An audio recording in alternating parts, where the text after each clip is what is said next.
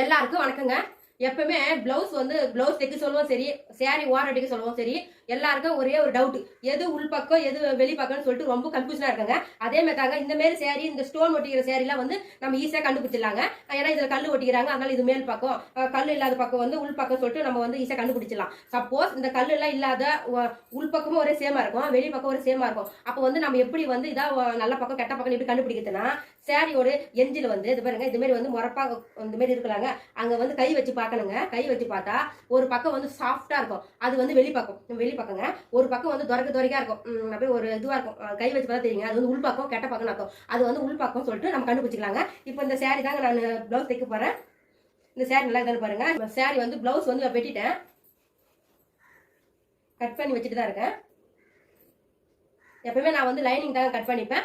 சின்ன சின்ன டிப்ஸ் எல்லாம் வந்து முடிஞ்ச அளவுக்கு நான் உங்களுக்கு வீடியோ அப்லோட் பண்றேன். எங்க சேனல் மறக்காம பார்த்து லைக் பண்ணுங்க, ஷேர் பண்ணுங்க, சப்ஸ்கிரைப் பண்ணுங்க.